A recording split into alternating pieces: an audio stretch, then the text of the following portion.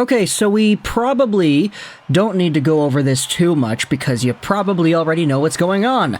The Toronto Maple Leafs and Morgan Rielly, they are appealing the 5-game suspension, or I don't know if that's the proper terminology to use. I think the real way to say it would be the NHLPA is filing an appeal on behalf of Morgan Rielly to appeal the 5-game suspension handed out to him by the NHL because he headshotted Ridley Gregg after the empty net slapshot goal.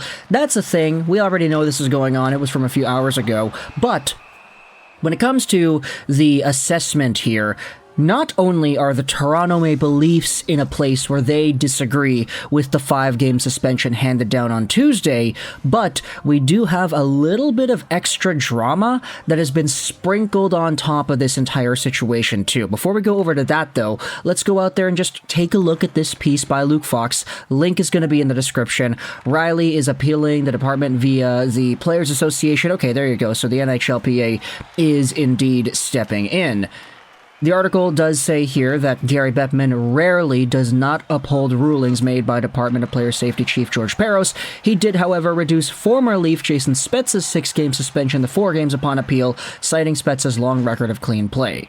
Rielly has had 1 suspension, and okay, that may play into it here, whether or not the NHL or Gary Bettman is able to reduce this one.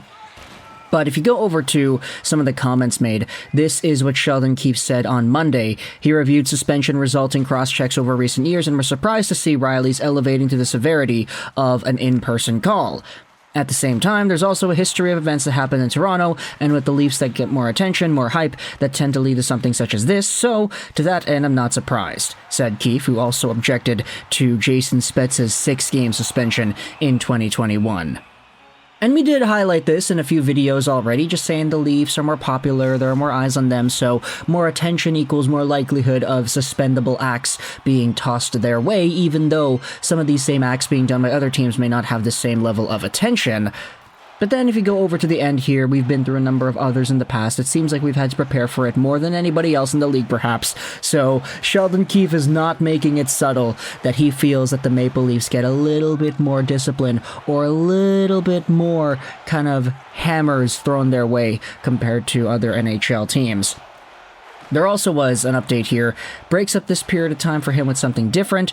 Sheldon Keefe said, who didn't want to practice with 11 and 7, we've chosen to keep him going, keep him on the ice, while we're uncertain of how his situation is going to play out, but I do think it warrants a discussion in terms of how to manage him going forward here, given as much as he plays for us, as much as we're going to need him down the stretch. And this is in response to the fact that Rielly did practice today. He skated as a substitute winger, as Maple Leafs forward Tavares, Marner, and Nylander were all absent due to illness. So, hey, if the Maple Leafs end up playing without Tavares, Marner, Nylander, I don't know how you're going to go out there and win games. Austin Matthews is great, but without the 3 other guys who are a part of that core 4, it's going to be tough to win games. But either way, this is the article from Sportsnet. Of course, there's a little bit else here that's talked about. But what is also extraordinarily interesting about this is apparently how the Maple Leafs are frustrated at the way the NHL Department of Player Safety handled the suspension. Here's another piece published a few hours ago on the Hockey News. The Morgan Rielly suspension was leaked before the Maple Leafs were informed by the NHL's Department of Player Safety. Rielly was suspended for 5 games for cross-checking Ottawa's Ridley Gregg in the face. Here's the update. According to TSN Hockey insider Darren Dreger, the Toronto Maple Leafs and Rielly learned of the 5-game suspension through a leak before being informed by the NHL's Department of Player Safety. This is the video. It's posted by Jeff Fayette on Twitter, and if you go out there and read, Dreger just implied on the pregame that the DOPS skipped protocol and leaked the ruling out before the Leafs and Rielly even knew. That seems fantastic. And then if you go over here, that's what has them as wrangled as I've heard from my Leaf sources in a long time. I'll use the word disappointed. That's not the word that was thrown at me in describing the events of the day, though.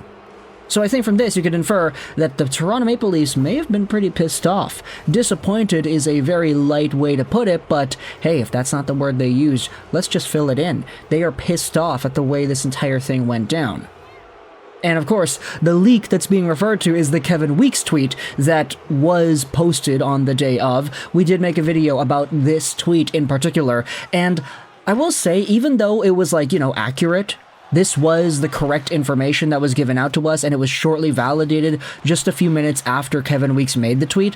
I will say it was kind of a point in my mind that was interesting in that we never really see suspensions get leaked into the media like this. Like, it's never a Kevin Weeks or a Bob McKenzie or an Elliot Friedman or a Drager or a LeBrun or anybody who talks about a suspension and gives the number of games before the suspension is tweeted out by the NHL's Department of Player Safety. It's almost always the DOPS that has their video analyses ready to go. They post it on the NHL's website, they make the tweet, and then that's it. There's never really like this build-up period where an insider goes out there and says, oh yeah, I'm hearing that the guy's suspended for 5 or 6 games or whatever.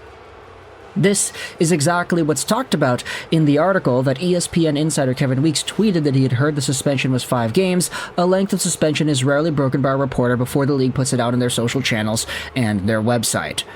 The article says that Brad Treliving was going to say something on Wednesday during a media availability, but that ended up not happening. We'll see if anything else in that respect actually transpires. But for now, I mean, Morgan Rielly looks like he'll be able to return February 22nd. We had already talked about this yesterday, but from February 14th to February 22nd, 5 games.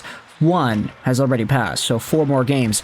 If the Maple Leafs end up losing out on these games, if they lose out all their mojo, which is very well possible now that you don't have Tavares, Marner, and Nylander in the lineup due to illness, who knows what the Toronto Maple Leafs standings are going to be by the time everything wraps up and by the time Rielly is back. We'll see how exactly this appeal goes, because as we've seen when it comes to Gary Bettman, he rarely changes the sentences given out by George Parros. I know it's been more of a thing that people have been talking about the past little while, that, like George Parros legitimately suspends the Toronto Maple Leafs more than he does any other team. There's got to be some sort of a bias going on there. And maybe that's true, maybe that's not. You can debate in the comment section below whether or not you think there is any validity to that idea.